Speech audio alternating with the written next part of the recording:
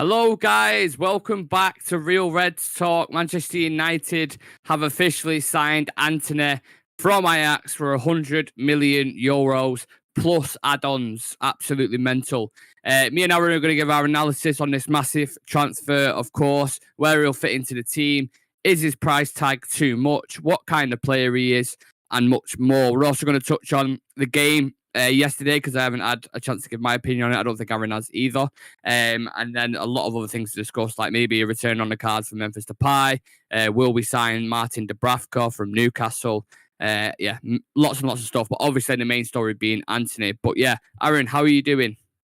I'm buzzing out after the result yesterday. I mean, if you want to see us grind out a result, that was perfect.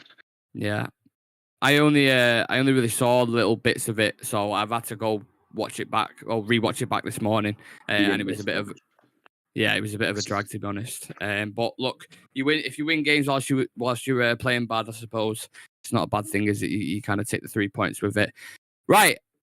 Let's start off with Antony then. Our price tag €100 million plus add-ons. I believe it's roughly about £85 million. Would that make it our second most expensive transfer behind Paul Pogba? Because Paul Pogba was 90 million, wasn't he? Yeah, will be. Yeah. So would you say that's adequate for a player for a winger from the Eredivisie? 8 goals, 4 assists. No, no. But talk to me why. 100 million. I suppose you want someone established, like on the world stage, which Antony is not. I'm happy with signing, but let's not lie and say that, we're getting a world beater yet, because we're definitely not. I'm just trying to look past the price tag now. I knew we would have to overpay for anyone. And I don't want that to weigh heavy on him, because the media are going to go for that straight away. First game, if he doesn't do nothing, they're on it. They're going to be pushing that he's a flop straight away. So I just think we've got to look past the price tag. And he's going to need time to settle on that. But I think with Ten Hag, he knows him. Hopefully, he can get him confident, get the best out of him, and just get him playing his game. Yeah, the thing that sticks out straight in my head is the £100 million fee that City paid for Jack Grealish. And when he went there, and he didn't, like last season, he didn't exactly pull up strings, but he wasn't awful. But then everyone's like £100 million, like really. If you was asking me, I wanted to spend £100 million on Antony or Jack Grealish, I'd say Antony, because people forget Jack Grealish is like 26 now, isn't he?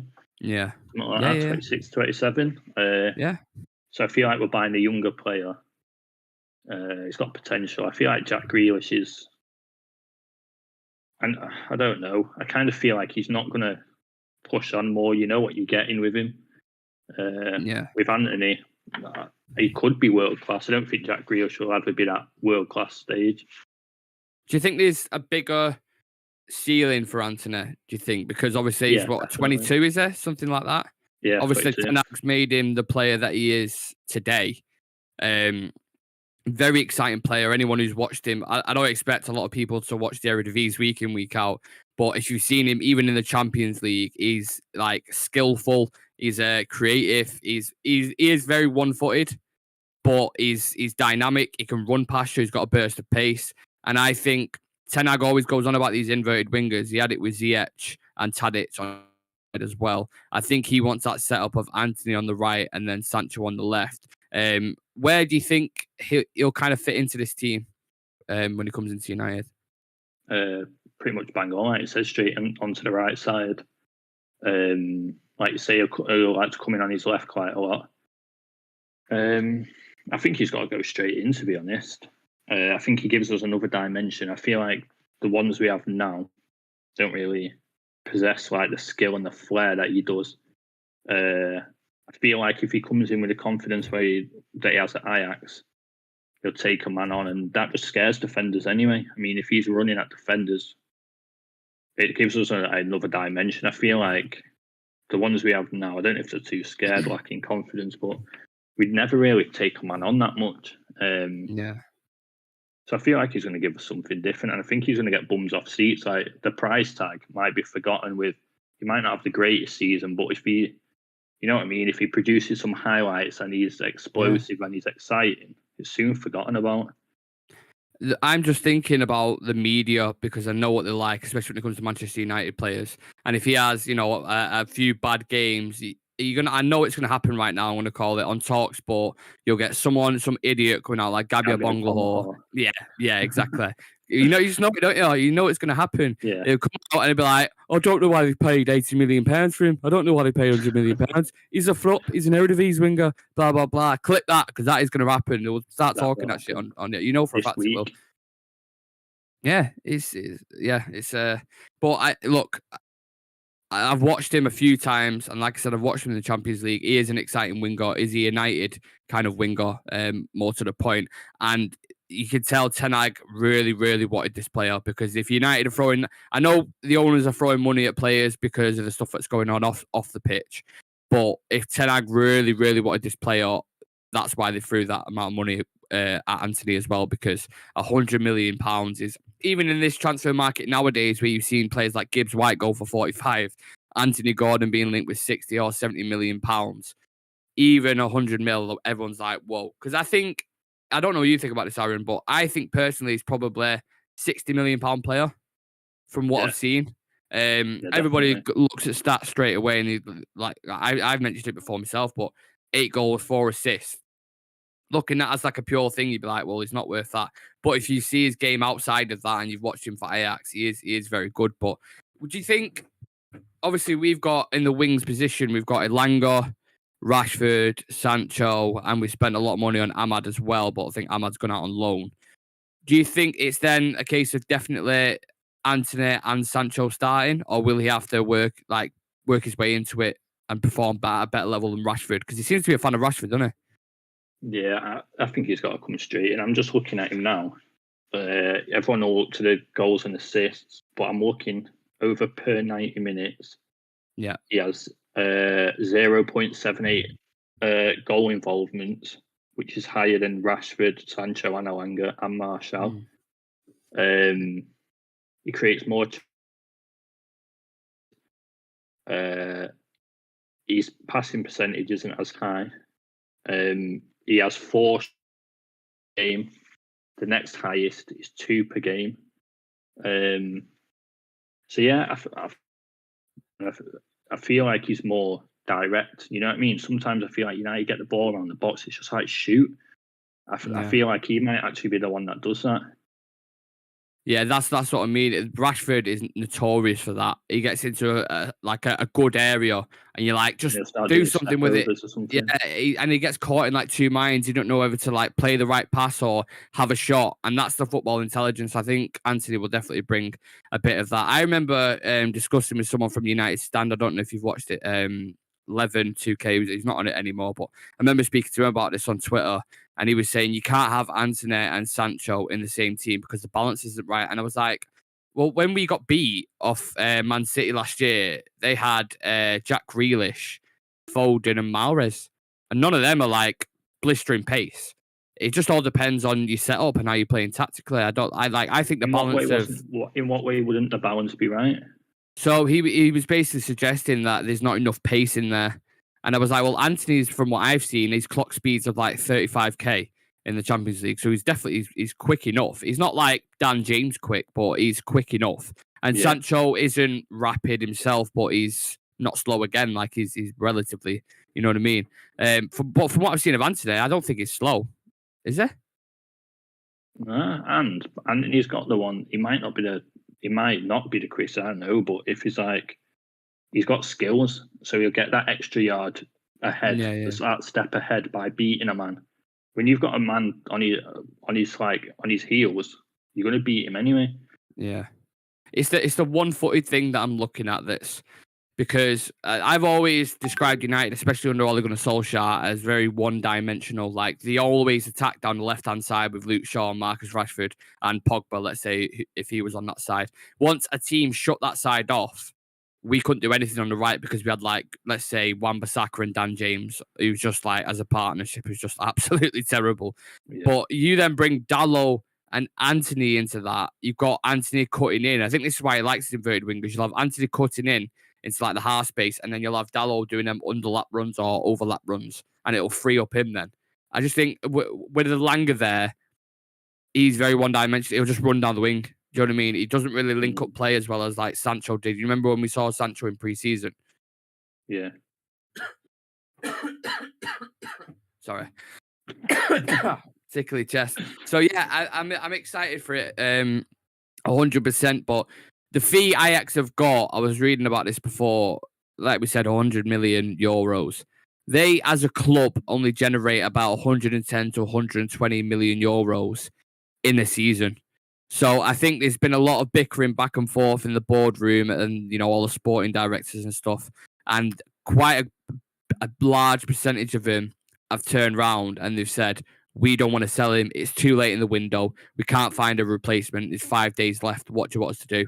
And then the guy who's right at the top, I can't remember the guy's name, has basically turned around and said that it's too much money to turn down. We have to take it. And this has been the back and forth over the past couple of days. So I wanted to pose a question to you. Do you think this could potentially ruin or damage the relationship between Ajax and Manchester United? Because we have had a good relationship with them when it's come to transfers and when it's come just in general, because obviously we've got Edwin van der Sar over there as well. We've got strong links, but we've now took the manager, Erik ten Hag, who's a world-class, well, in my opinion, a world-class manager or the top level. He took Lisandro Martinez, who was their player of the season, and we've took Antony, who's a very bright prospect on the wing. Like, their team's just been completely dismantled. So do you think there's potential there to ruin a relationship with Ajax? And don't forget, if it wasn't for Van Gaal, we'd have probably took Timber as well. Yeah. So I think Antony has probably done more damage to our relationship with him than we have, because obviously the way he's kind of forced the move, and we've kind of pushed along with it. I don't know. I don't know if it's going to be damaged, but I don't know. It's hard to tell because it's like, yeah, you say they ain't got a replacement, and a lot of people were saying, "Oh, they're stupid turning down the bid the other day." But if United, if someone was coming in, say for, I don't know, like 2008, if someone's coming in for Rooney in the last week and we didn't have a replacement, we wouldn't have sold him. Yeah. So I don't know. I don't know if it's done damage, because I feel like they're a club that always needs to sell, you know, to reinvest. I don't know. What's gone on behind the scenes. I was saying Ajax is similar to like Dortmund. Dortmund always get these great talents, like a conveyor belt of talents who they just then sell and then they reproduce. It's just like a talent farm. And then you've got like Porto and Benfica as well in the Portuguese league. Who they'll get. It must be so frustrating for the fans because they get like all these top players, top growing players. Monaco are another team as well. They get all these top players, and you just think if they kept all of them, their team would be absolutely phenomenal. But obviously, them sort of teams have like one good Champions League run. Everyone raves them, and then you go quiet for That's a few what I mean. years. Like I must be sat there. There's a lad on Twitter. I don't know if you follow him, called the European Lad. He follows Ajax and he tweets a lot about him. And I think he's like a journalist surrounding him. And he was absolutely livid. He said about Lisandro, he said he'll never go. He'll stay with it. That's it now. Like, we're not going to accept this bid. They ended up taking 55 mil off us, I think it was, with add-ons. They said the same thing about Antony's definitely not going now. We've let far too many players go. They've let Masraoui go, Gravenbach, Lisandro Martinez, Antony, Haller. Like, all their best players have gone. It's mental, absolutely mental. And I kind of sympathise with them in a way, because I'm sat there thinking, if I was a fan of that club, where I know you're constantly bringing in, you know, good talents on this conveyor belt, but you develop them up to a certain point, big clubs just go boom, sin a bit. So you're never really going to succeed. I know they made it to the semi-finals with Ten Hag in charge, but having all them extra players now, if they still had De Jong and De Ligt, and you know that core of a team with the players that they've got now around him, like, they'd be a really, really dangerous, strong team in Europe. I'm just sat there thinking, as an outsider, like as a fan, like I can't imagine what that's like, because it's like, didn't they ask Ten Hag not to raid Ajax as well? Didn't they have like an agreement? But it depends how you look at raiding. I mean, 2 players ain't really raiding them, but I suppose the way Antony's gone in the last whatever week of the window. Yeah. But it sounds like they've got Ziyech lined up anyway. But I think Chelsea are asking for about 40 million, aren't they, for Ziyech? I know. And then a few weeks ago, I heard 8 million. Is Yeah, that because yeah. they know Ajax need to buy him, or? Well, yeah, well, that's another good point that I wanted to add into it as well. So Sao Paulo get a 20% from Antony, I think. So if Ajax have sold him for, let's say, 100 million euros, they will get obviously 20 million euros from that. Then they've got to buy a replacement as well. So if Chelsea are going to charge, I don't know, 30, 40 million for Ziyech, then they've only got 40 million left to then go buy a winger who's, a similar level of talent to Antony. So when you look at it like that, logistically, it doesn't make sense if you're in Ajax. But like I stated before, they make 110, 120 million as a club in general in the year. They've just earned that of one player. So we've given like 160 million anyway this summer. Yeah. Well, that was the next point I was going to make. We've bought Lissandro and Antony for 160 million, and it goes back again to Aaron, to the organisation and this, how poor we've been in the transfer window. If we would have, done what City did with Haaland or done what Liverpool done with Nunes or any club in Europe who's, got a brain about him, we would have gone for Lissandro straight away and we would have gone for Antony straight away, bidding for them two because they're at the same team. Ten Hag obviously knows the board very well and he's worked with them before. So them two deals, you just focus on them two, get them out of the way. Malacia was relatively easy to do. We just hijacked it. That was done and dusted pretty quick. Eriksen was on a free price as well. Yeah, exactly. And we have Christian Eriksen on free as well. That was a relatively easy deal to do. So then you can spend, I don't know, 14 weeks trying to sign De Jong. You know what I mean? Or trying to get that deal over the line. Then you don't have to worry about any other transfer. But I don't get why we've gone about it like, right, we'll start off with De Jong. Then we'll buy these couple of players, leave it for like a month or so. And it just seems like panic stations. It just emphasizes the incompetence in the market. And this is what I want to touch on with you with the market. If I said to you at the start of this window, we'd sign Antony from Ajax, Casemiro from Real Madrid, Malacia from Feyenoord, Eriksen from Brentford, and am I missing someone? Lisandro Martinez from Ajax as well. Would you have been happy with that? Because when you think about it, like you start thinking, it's a good window. It's good, but we need more. It's like it is good for a start, but I feel like we definitely need more. I feel like you say, if we'd have got done early, we'd have got Antony and Martinez probably for about the fee that we're paying just for Antony.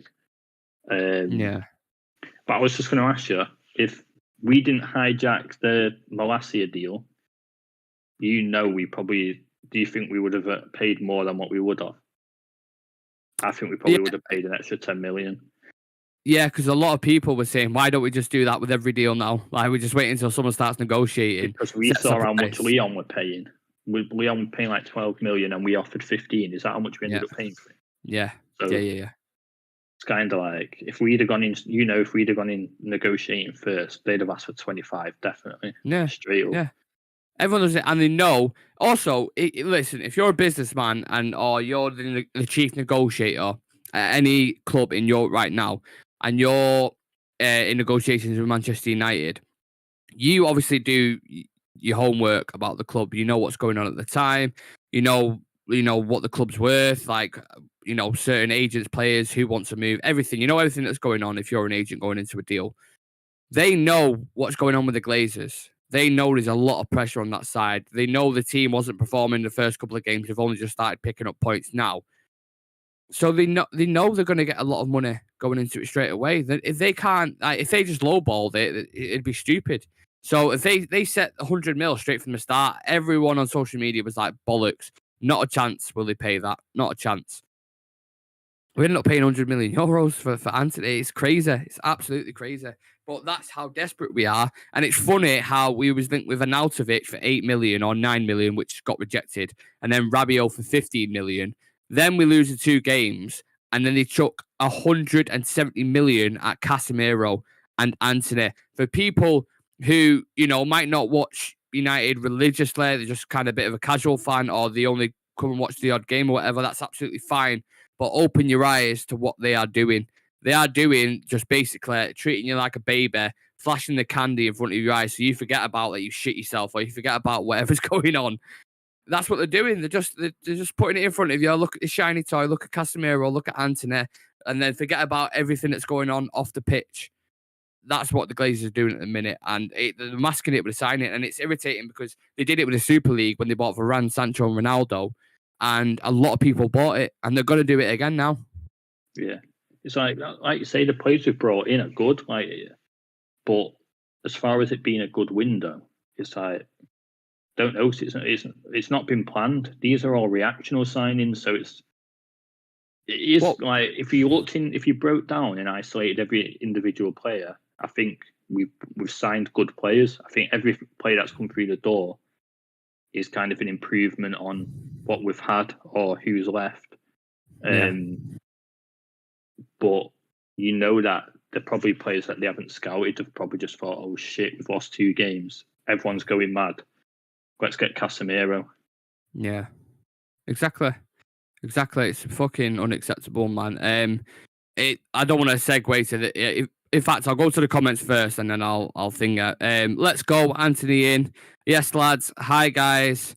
Hey, guys. A lot of finger. I've been watching Antony videos. He reminds me of Prime Nani. He also does flips like Nani, apparently, as well. Nick unable to digest the price we've paid. Yeah, that's gonna sit with me for a while. That. Vincent Bullock put, if I was an Ajax fan, thank God I'm not. I would be devastated with all these players leaving. I would be at the club protesting. Basically protesting. Marunge Regan puts Antony. Do you want to elaborate on that? Not sure. Joseph Jack, I'm good, mate. Feeling happy, but at the same time, a little bit disappointed why the club left it so late. Yeah, that's the thing, innit? That's the annoying part about it. The Glazers is. I hope, like I said before, I hope they don't buy us off and win us over like that. But they won't win me over like that. I can guarantee that. But just the international fans and stuff. I wanted to ask you about the window. Just sticking with it for a second. I keep saying Adam. That's going to happen for the next year or so. How would you rate it if you have to give it a rating out of 10? And people in the comment section as well, rate our transfer window out of 10. Casemiro, Antony, Lisandro, Malacia, Ericsson. Rate it out of 10. And maybe Dubravka or like a Depay or something like that, who we're going to touch on in a sec. Give us your ratings, Aaron.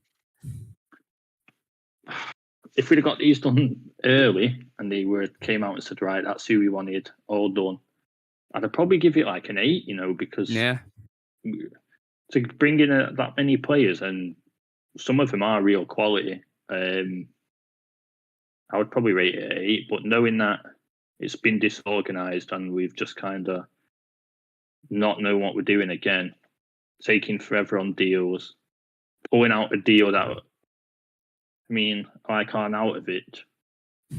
Rabiot, we've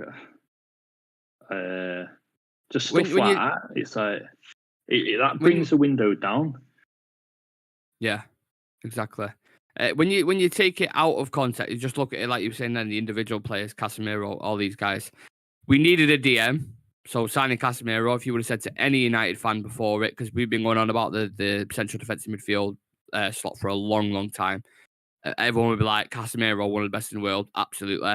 Malacia's come in and has basically took Luke Shaw's spot and sent Telles to Sevilla. So he looks really good.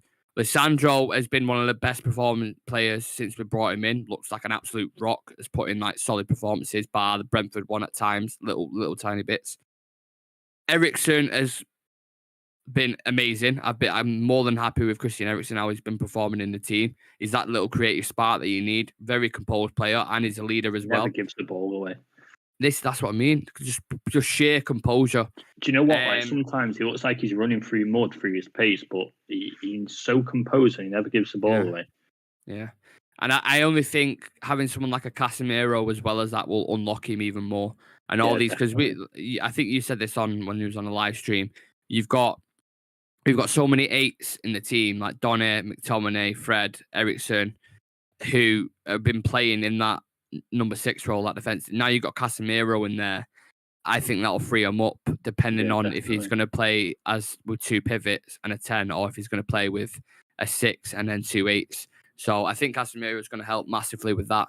So I agree with you. I have to say the transfer window, out of context, is 8 out of 10. 100%. Like and Yeah, the players that I brought in are really good. It's everything that comes with it, all the baggage outside of it.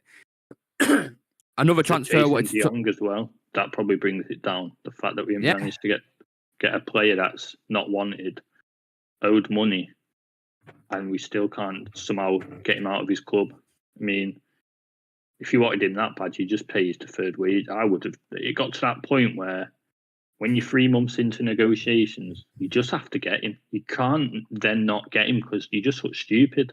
yeah. The thing is with me, if you're going to throw 100 mil at Antony, why can't you just pay the wage for the fee for De Jong and the deferred wages that you're referring to there? Why couldn't That's they what I done that? mean. Because that would have probably added up to about 100 million, wouldn't it?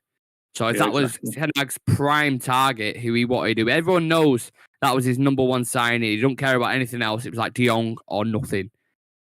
Then he should have just gone in for De Jong, in my personal opinion. And then the attackers that we've got, yes, we might have been a little bit light, but I look at the striker situation now, and I'm like, we probably need a striker more, in my personal opinion, than a winger, because we've Yeah, got quite a few 100%. wingers. We've got no strikers, especially if Ronaldo leaves. The amount of times, yes. Have you caught up with the game yesterday? Have you seen a decent amount of it? Or I've seen it. Yeah. the amount of times there was one instance where Ericsson whipped the ball across and he beat it. It's like just a Yeah. straight across the box, and he beat the first man. And if there was someone in the middle, we would have had another goal. A natural Yeah. strike would have got the red on that, or just got the toe on it. And we're just playing a ball into the box, and there's no one there. Do you remember Cavani against Southampton when he came on? And we just Yeah, had that striker's instinct straight away. Was heading it, like feeding off the shots, like misplaced shots, just feeding them off the little runners crosses. that a winger doesn't Yeah. make. Yeah, exactly. And I remember one that Ericsson put in on his left foot, on his weak foot, and it was like a driven cross, and Bruno was near the back post. If you have a That's the striker one, in there, but there was no one in the middle. yeah, exactly. So I want to stay on attackers. We'll discuss Antony a little bit more later on, but this just a little bit of transfer news. Cody Gakpo has done an interview with ESPN, I think. It does say ESPN via Fabrizio Romano, so I'm not sure how that kind of links together. But he said, they asked him about Antony to United. He said, nice for him, but for me and my future, I think that has no influence. It's like a puzzle, so in the next days, I will see which puzzle fits best. For me, it's certainly not bad to stay at PSV. We'll see. He also said there are also other options, but United are a serious option. I can hear it all. I tried to shut myself off from it, but it's difficult. I read that as a man who wants to go to United and he's waiting for the bid to go in and he's like, boom, I want to go. Obviously, they always play the media kind of answer and say it's not bad to stay at PSV, but look, I want to go join Ten Hag over there and what's going on, what he's cooking, because he's bringing all these players. I want to be a part of that. I'll get a wage bump. Are you playing in the Premier League? Like, for me, it seems like he wants to move, but just give me some thoughts on the Gakpo situation, Aaron, and if you see us going in for him towards the end of the window. I think we'll back away from him now. Now that we're spending that much money on Antony, I've been saying, and I'm guessing we're going to touch on it in a bit, about Memphis. Yeah, I think now with a cheaper option, probably on a free, max you paid 10 million. I think we'll probably back away from Gakpo now and go for Memphis. I just didn't see us signing both, especially the big fee that we're going to pay for Antony. I just don't see us paying like 30, 35 million now. As a pure player, which one would you prefer? That's hard, that, because... Or which one do you think we need more? People are going to think I'm just some big Memphis fan because I've been saying we're going to sign him, I swear to God, but I think he would probably be more suited to what we need now, like you're saying, a striker. Can Gakpo play down the middle? I know that Ruud van Nistelrooy apparently has been trying to get him playing down the middle. He can play there, but it's like when like we play Rashford up top. That's what I feel like. He can play there, but he's. I don't think he's one of them who's going to drop off and play into feet, and you know what I mean. He hasn't got like a variety of attacking system. It's just kind of what he's in behind. He's very quick. He's not very physical, so similar to Rashford, I would say. Yeah, I'd probably say Memphis because not saying one of these guys like, oh yeah, I watched like whatever loads of international football, but I did actually watch quite a bit of Leon, to be fair. I think 2 seasons, and especially his last season when he took the captain's armband and he moved more central. I feel like, I swear he had like 20 goals, 12 assists, I think I said in the last show. Yeah. He just seemed like he was quite commanding, and he was confident, that playing down the middle. Sometimes he's like not technically the best, but I think for what we've got for wingers and getting on the end, I think it'd be ideal. Yeah, I think he'd be more suited, and he can play across the front line. So if Ronaldo was to come back into the fray, then I feel like he can play probably across all 3 and even move back into midfield. So, but just for sheer striker, I would go Memphis. Gakpo, if we was to lose Martial or Rashford, say, then yeah. But I don't know if we're just going to be overloaded on wingers and nothing in the middle if we sign Gakpo. That's my worry. The other worry I have as well, and let us know in the comment section, guys, would you rather take Memphis Depay or Gakpo at this point? And are you happy with the fee that we've paid for Antony as well? Let us know in the comment section whilst we're still discussing this. But my worry with Depay is because he's already been at Manchester United and flopped, basically. It wasn't great for us. How do you then I know he's improved since he's been to Lyon, and he looks, and obviously he's a couple of goals off the record, isn't it, for the Netherlands as well? Yeah, 8 goals. Yeah. So in that sense, he's obviously a more well-rounded striker. He's better. He's develops leadership characteristics. But it's coming back to United for a place where you've already flopped. I don't get how the club sell that. How would they go about it, do you think? United are pretty shameless, to be honest. I don't even think RPR would even try and. You think they'd find a way to fucking spin it? Yeah. Yeah, they'd do some big homecoming promo on. I don't know if you do need to sell it though, because you look at when he was here first time round, it was under 2 managers that didn't really play attacking football, that were more stay in your position, and I think Memphis needs a bit of freedom from what I've seen, but I don't know. Like under Van Gaal, I don't think that was really the best for attacking players. I think the attacking players kind of suffered. Mourinho, I think his mind was already made up when he came in. So I don't know. I think it would just be a fresh start. I feel like Ten Hag, obviously the Dutch connection, probably does rate him, because I don't know if he's. I don't know. I could be wrong here. I don't know if he wears the armband for Holland or he has before. I'll find out for you right now. Who is the captain for Holland? I thought it would have been Van Dijk or something, but I'm sure when Van Dijk was injured. I don't know if he was captain though. Yeah, Virgil van Dijk's captain. 1 second. He might be vice captain. I know what you're saying because I'm sure I've seen him with the armband myself. Yeah, I'm sure he did. Yeah, I don't know. It doesn't say. It just says Virgil van Dijk, but it doesn't say who's like the vice captain or whatever. But yeah, he's definitely developed more leadership qualities. I've seen it myself when I've watched him play. Like, he's more well-rounded. When he was at Manchester United, he was a bit of a flaky kind of winger. He had spurts where he looked really good, but then like at times he just went completely missing in the game. I don't think he knew what sort of player he was. He kind of reminds me of like the thing Rashford went through, where he's kind of going through it now. Is he a number 9? Is he a wide player? I feel like he's got more of a position now. I mean, he was playing up front for Barcelona until Aubameyang came in last season. And I think he kind of got pushed out wide again. But at United, I feel like he'd be classed as a striker. Yeah.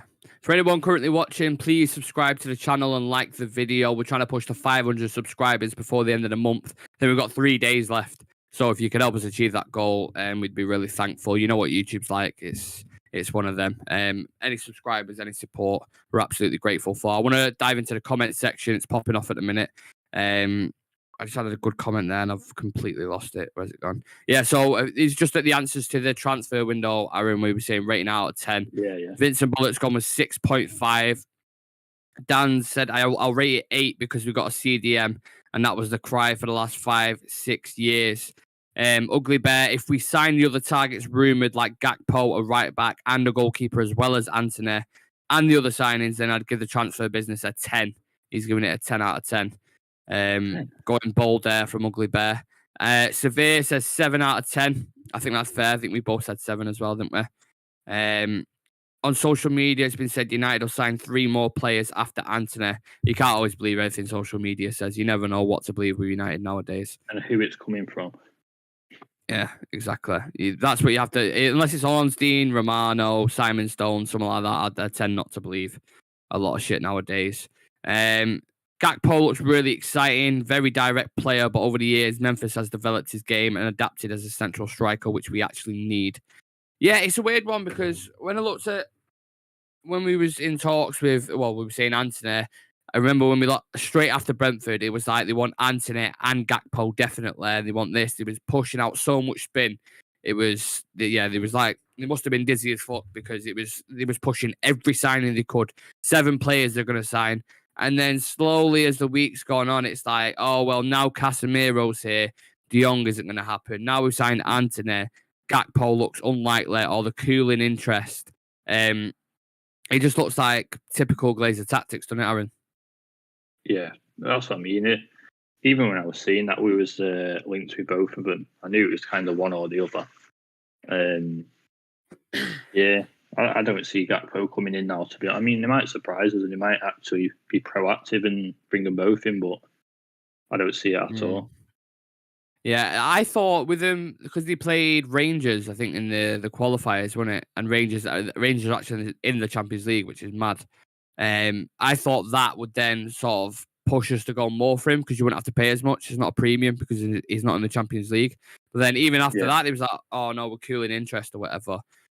If you had to hazard a guess who we was to bring in, again, guys in the comment section, more than welcome to get involved. Guys and girls, sorry.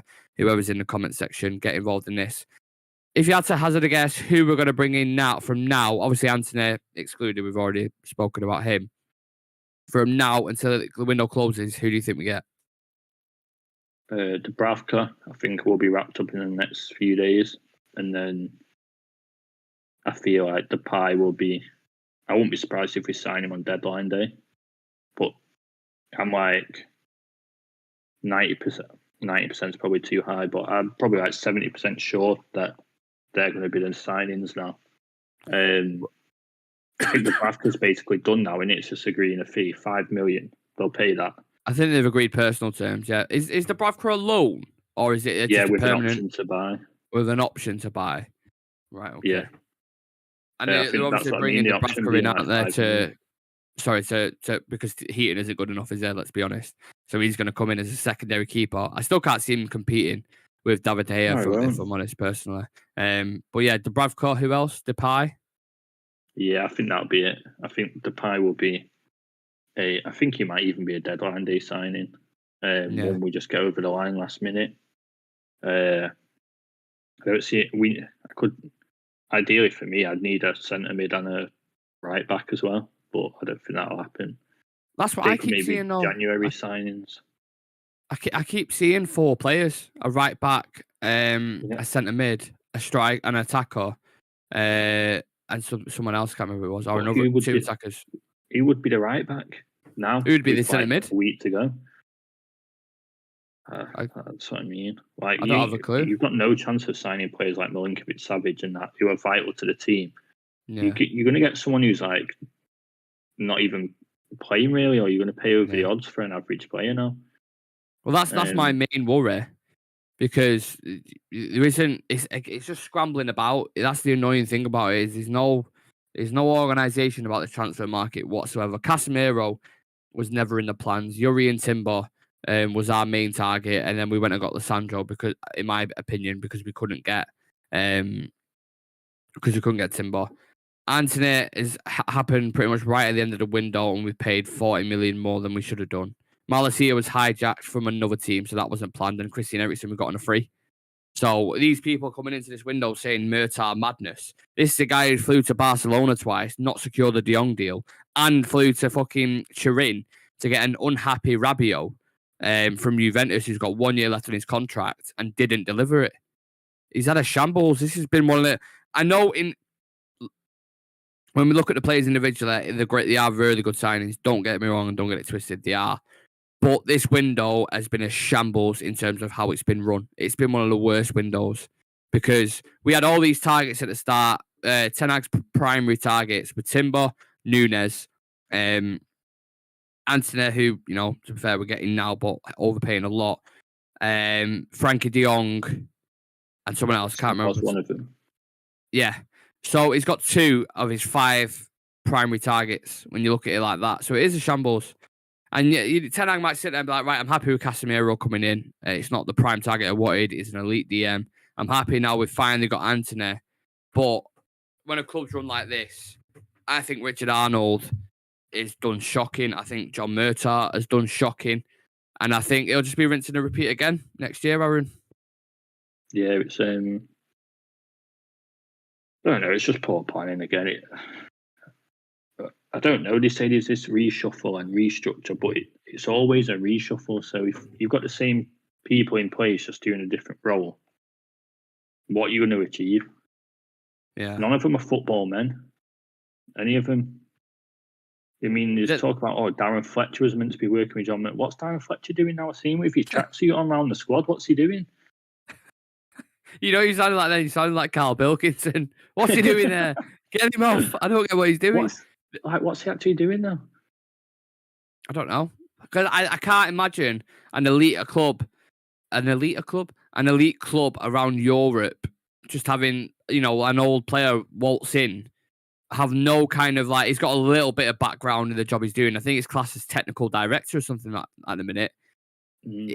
What's he doing? He was like, I remember them asking Ralph about it in a press conference, and he was like, I don't know. Genuinely, I don't know. He said, I don't know what he's doing here. I think he just rocks up to training every day and he's just in and around the players. And he was on the sidelines pointing to these the godfather of German football and fucking Ten Hag, and you're just like, why is Darren Fletcher stood? What's he doing there? No place being there. It made no sense.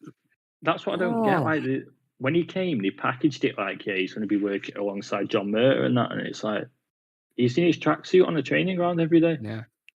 It must be so frustrating for Ten Hag going from a well-oiled club like Ajax, who have got Overmars and Van der Sar pulling all the strings, doing great business and stuff there, to then going to Man United, and you're like, wow, what is going on here, mate? It's like a bomb's gone off. This is terrible the way this club is run. But again, they'll get away with it. Ronaldo. The one line you're going to hear. Go on. Ronaldo must have come in and thought, what is this? This ain't Manchester United. Exactly. Standards on the floor. Apparently, was amazed by. Obviously, he's always the first and last out of training, but apparently he was amazed by just everyone would do the training session and go home. No one was putting in extra. Exactly. And it's the small details. I was listening to a podcast Gary Neville did the other day on that Diary of a CEO. I'm not sure if you've seen it. And he said, when Sir Alex, there was this woman who signed footballers called Wendy, or got them to sign footballers for these charities, numerous charities around Manchester. And for about 5 weeks in a row, they was all like, I've got a massage, or I've got this to go to, I've got this to. They always put an excuse in front of it. And then the woman who worked there really got upset and was like, said it to Roy Keane. She was like, none of the lads have signed the balls or whatever. It's getting a bit of this happened for a good few weeks now. So Keano's going to have a word with Fergie and said, this is for people watching as well. I know you've seen it, Aaron, but Keano had a word with Fergie basically and was like, this is fucking unacceptable. The standards at this club, everyone treats everyone with respect. Everyone is on this level. How dare they do that? Blah, blah, blah. And then apparently Fergie absolutely bollocks every single one of them. And that's the standards. Even little minor details like that keep the standards of the club up here. And you're exactly right in what you say. Ronaldo walking back into that club would have just been like, what has happened the past 10 years? Like, what has gone on? Because it's no way near what it used to be. The standards are so low, and that carries into the transfer market as well. Nothing's changed. They'll package it like we've spent 200 million. What's everybody moaning at? And that's what all these other outlets like TalkSport and Sky Sports and stuff will say. They're like, oh, well, they spent the most in the window. How can you be mad at him? And when you look at it behind the closed doors, as we do as fans, we know the real issue. I want to touch on finally, Aaron, the game yesterday, because we haven't really spoken about it. Obviously, Sam and Shreyas did the watch along, so big up yourself for that. Hope everyone enjoyed it. But talk to me about the game. Just give us your thoughts on it, if you can. Defensively, I thought we were sound, but that four's got to stay now. I only want to see Maguire or Shaw come in if there's injuries, or it's a lesser game like a cup game or one of them teams we got in your midfield. I feel like we were still all right. I feel like Casemiro should have started. I feel like when he came on, there was one instance where he had the ball in the corner. He was just so composed. He had two players and he was just passing it, and he passed it out. He got us out of the corner. But it's just a forward line again. So hit and miss. Like against Liverpool, every time we looked like we could get in behind them, and then yesterday it's just like there was no creativity through all three of them. I just all of them could have come off. You know what I mean? Like when Ronaldo came on, it could have been any of them that came off. I think it just shows like Alanga. I ain't got anything against Alanga, you know. He's limited, and I feel like every young player now, the pressure's on them to perform straight away. I don't feel like with Fergie, we bring young players in. Like when Danny Welbeck first came in, I remember you'd get like games here and there. Same with Cleverly. Yeah. But now it's like you're in and you expected to perform. So when the team's not playing very well, it's easy as a young player to get dragged into that, and then your confidence is on the floor straight away. I don't know. Alanga, I kind of give him a bit of a pass because he shouldn't be relied on in the big games. He's more of a player that should be out on loan, to be honest. Gary Neville made a great point about that. I know I keep referencing him, but he said if you was to put the class of 92 into our team now, they would be nowhere near as the players as what they were in that team, because they had leaders like Peter Schmeichel and, you know, Dennis Irwin, all these kind of guys who would teach them the standards and wouldn't let it drop. There's been no one there over the past 10 years to say, hey, lads, listen, this is it. You can't drop it a percentage in training. You can't turn up late. You can't do this kind of stuff and keep it there. That is the main core issue of why the squad isn't performing. And I think bringing in, just watching Lisandro, I think he'll 100% bring that. What he brings on the pitch, I can imagine in training is the exact same. The intensity, the aggression is 100% every single time. And I think that's why Ten Hag's brought him in. Because for me, I look at him now, and if you're asking me, even though he's only just come in, I would give him the captaincy over Harry Maguire. And people might be like, well, he's stupid. He's only just signed. We give it Maguire after 6 months. So, you know, you can't do much worse at the minute. Maguire isn't playing. Lisandro is a real leader on that. Or even Eriksen, and any one of them. Because the new signings are the only ones showing a bit of bottle and balls and having the confidence to sit on the ball and play. Do you know what I mean? So I think in 6 months' time down the line, I could see Ten Hag maybe just saying Lisandro or anyone like that, or even, you know, I don't know, and Eriksen, and just saying, you're the captain now. You've got to lead this team, because I feel like they're starting to set some sort of standards in training, because the top professionals. Well, I feel like it rubs off. Like Lisandro's like he's got that fire in his belly, anyways, or something, and a big tackle. And as a player, even on Sunday League, you'd have played when someone gets stuck in it. It's infectious, and you're with them then. I know you noticed that, Aaron, when they did like a defensive action. Bonucci, Chiellini, and Donnarumma doing it a lot at the Euros. Like they celebrate it. Like, I mean, if he puts in a good save or Lisandro puts in a tackle, they're all like yes, let's go, like fucking, and that breeds confidence, that breeds aggression, it breeds intensity, and that's what Lisandro brings. Yeah, Harry Maguire's got no personality. How can you get fired up from that? It's like no. You can't. He's moping around and that, and even his interviews after the game, like, just show something about you. Don't like you about to cry. Like, you think Roy Keane would after the game if we'd played like that? He's like, oh yeah, we know it's not good enough. It's the same. It's like the same rehearsed speech every time. Just show something about yourself. I think he's going to be a Europa League centre back this year. That's how I think it's going to go. I think he's going to play Lindelof and Maguire in like the cup games. But yeah, going back to the Southampton game, I had to watch it back, and I was just like, this is tough. I feel like we only had like 3 shots in the game. Southampton put a lot of pressure on us, I think it was in the second half, and we just went. A lot of the players went missing, especially Rashford. I mean, Rashford needs a fucking special guest feature on Most Haunted because he was a ghost in that game. You could not, like, as a number 9, he played good against Liverpool. But let me tell you, the only reason why he played good against Liverpool is because they play an extremely high line. So when he's got space to run into, he's really good. In that game yesterday, we really needed a Martial in there. Really needed him to link up the play. Let the wing backs push on in behind, or the wingers pushing in behind. Let him drop to feet and link it up with Eriksen or whatever. I thought he was terrible yesterday, Marcus Rashford, honestly. He's okay for set games. You're going to play a counter-attacking game, put him in there by all means. But he hasn't got a well-rounded game for me. I thought it was a game of transitions as well. I didn't think any team really got a major foothold in it. Like, we had spells of possession, don't get me wrong, but I thought a lot of it was, right, we get it, then boom, we try attack. United, the amount of long balls he was doing, it didn't make sense because we didn't have a target man. We didn't have anyone to hit up top. Sancho's not massive. Rashford isn't great in the air, like physically. And we had Ilanga as well, who's not great in the air. So the long balls to me, Aaron, didn't really make sense. I don't know if you noticed that. Like, every time we got it near the back, it was just like, oof, like Sunday League. It's don't make sense. And then Ronaldo started against Brentford, right? Didn't he? Against who? Brentford. No, Brentford. Did he play? I'm sure that's the game he started. Let me double check. Go on, make your point, and I'll have a look. I'll double check. Let me just double check it. Because I'm sure he only came off a half, but I might be wrong. I don't know. I'm sure he started the game this season, didn't he?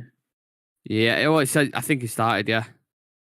Yeah, he did, because I remember thinking, why are we still like 2-0 down and trying to play from the back when Ronaldo's decent in there? And I was thinking, why aren't we, even if we just got boot up to Ronaldo and he wins the header and it goes back to them and we can get back in shape?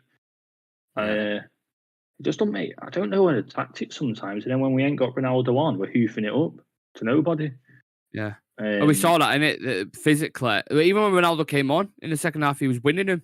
I saw him leap about 3-4 times and win the ball. And it takes the pressure off then, because then if you've got players who are aggressive enough to win the second balls, then you can get a foothold in the game because you get further up into the attacking phase of the pitch. You can start to try create something there. And you see Ronaldo winning headers. As Rashford or Sancho, you think, well, you know, when obviously De Gea's got the ball, I'm going to try and make a run in off him now. But no, we didn't have none of that. Just a quick question. I told him going back to Rashford. Yeah. Where do you prefer him, down the middle or on the left? It's got to be on the wing for me. Unless, like I said, unless we're playing a massive team in Europe, or you want to throw him in like a pairing, like a front two, like a Martial and Rashford in a counter-attacking game. Let's say we're playing a team with a lot of possession in Europe. I don't mind him playing on the counter there because I think he can do damage. But 9 times out of 10 in the Premier League, the teams that you're coming up against, you're going to have a lot of possession if United, or more than them, like say 55 or 60% possession. I don't see Rashford as being that. Like, he was non-existent in that game. He did hardly anything at all. It was just, and I don't think he can't play with his back to goal, Rashford. So I prefer him on the left, running at wing backs, trying to create. You know, when I saw him against Liverpool, remember he was on the left hand side, skin 3-4 players, and had a shot off. That's the old Rashford. That's the kind of Rashford I want to see. I don't want to see him up top, and that's my main worry. I said this for years. I've said it, you know, when he was under Ragnick, he tried him up top sometimes. When he was under Ole, tried him up top sometimes. It doesn't work unless you're playing counter-attack. I don't want to see it for this season. If Ronaldo leaves, we don't bring in a striker. Martial's obviously still injured. Might have a few more injuries. We've got to rely on Marcus Rashford as a number 9. He has a little bit of low confidence. We're fucked. And we can't play false 9. We tried to do it last year a few times. No. Bruno can't play false 9. That kind of answers the question as well. I'd probably prefer Depay if you're going to go get someone now, because at least he can play there. At least he probably fit the system tactically. When I was watching yesterday, I also thought the height and physicality is going to be an issue. You know what popped into my head? I thought, you know what? If we played Mourinho's team, that like 2006 kind of period, you remember the physical players they had, like Drogba, Sen, these kind of guys, we would be absolutely fucked if we played them now. And that's what I'm worried about. I was looking at the height of our team yesterday and just the strength. I was just like, it's not there. I don't see it at all. I know Lissandro's great in the air. That's absolutely fine. But Malacio is tiny as well. He's small. Sancho isn't exactly tall. He's not exactly like physically strong. Eriksen, great up there and great on the ball, composure and everything, but he's not physically strong. He's like Doesn't get. Yeah, exactly. So I'm looking throughout it and I'm like, if I'm a team and I'm trying to identify weaknesses in United, I would target them physically. And I can't think off the top of my head. Let's say we become a proper physical team, like a West Ham, who've got like a Souček in there, Mikel Antonio. I think that's where we will struggle. I might be way off, but that was what was kind of subconsciously going through my mind watching that game yesterday. And I think Casemiro will help with that when he comes into it because he is quite a big lad. He's physical and he's a great midfielder. But yeah, overall thoughts. Happy to just take the win, and even though we performed poorly. Yeah, I think when you look at it, it's a good 3 points because, like we've said, it's a lackluster performance. Wasn't great, but you still get the 3 points, and they're the ones that count in the Prem. They're the small margins that we might make top four because of a game like even like when you win the league, it's them results where you maybe shouldn't have won that are more important than your 3-0s, 4-0s. Absolutely. Let's long may it continue, and hopefully the performances gradually get better, because I'm looking at it now. We lost to Brighton, we lost to Brentford, and in really bad fashion. We've managed to win 2 games now. We beat Liverpool, beat Southampton. One was away, and kept a clean sheet in one of them. So it's progress, and it's confidence, you would like to think, going into the team. So I hope it stays. We've obviously got Leicester on Thursday night, 8 o'clock kickoff that we'll be doing the watch along for. We'll have a preview for that on Thursday, and we'll have a transfer show on Tuesday, and then Instagram live tomorrow. I imagine something like the Bravco will be the next one they kind of want to announce, and then you'll have the official. I can't speak. The official announcement of Antony, sort of by United. I would. Will he play on Thursday? I think it might be too soon, personally. But look, whether I know, I'm not a director of football. But will he officially be able to play though? That's what I mean. Like, I don't know, because sometimes they have like visa issues and stuff, don't they? I know Casemiro, we got in on the Saturday, was it? Like officially, and he was like, no, he can't play. He might be able to link up with training and play. I'm not sure, but I would say no. Because I know on a weekend, I think you have to be registered by Friday midday.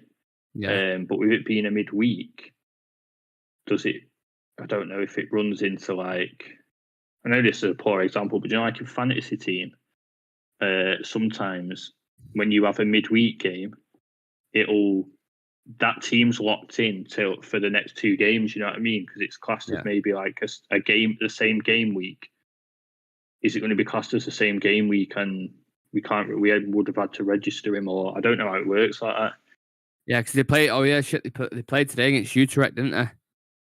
Yeah. So yeah, I don't know. We'll find that out, and that'll be maybe a discussion for the Instagram live tomorrow when we're all live on the page. So make sure you check out. Before we go, if we can play, do you start him on? Personally, do you start him on Thursday? Well, he's not. I don't see no reason not to, because he's been training. Obviously, the past couple of days he hasn't, because he's been trying to force his move. But I imagine he'll be fit. He's had a pre-season under his belt. He's played a couple of games for Ajax, so I think he'll be all right to go. The last game he played, he scored, I think. Yeah, so I think he'd be good to go. I would probably bring him on for a second half. Show the fans, tired legs, getting Antony in there, running at him, get the crowd up. That's how I would approach it personally. What about yourself? I'd throw him in. I thought we should have thrown Casemiro in. I think. Yeah. So after seeing that front three and yesterday, he can't be any worse than them, can he? So. No, it's a very good point. But yeah, we'll be live on Instagram tomorrow. Like I said, we've got the transfer show on Tuesday. We've got Leicester preview on Wednesday, and then obviously the Leicester game on Thursday. We'll have the content schedule out tomorrow morning for you lot, so check out our Instagram page for that. Check out the tip top. I'm struggling to speak today. I'm very hungover. So check out the TikTok, Real Reds Talk over there. Twitter for any regular news updates, like the Antony one that's just gone live now. And yeah, subscribe to the channel if you can, please. I think we're on 472. Sorry, so we're pushing closer and closer towards that 500 mark. And thank you everyone who's supporting. Nice one for coming on, Aaron. Appreciate it. Yes, thank you. Right, that's it, guys. Yeah, we are ready to go. Peace and love, everybody. We'll see you for the Instagram live tomorrow. Take care of yourselves. See you later. Antony has joined United.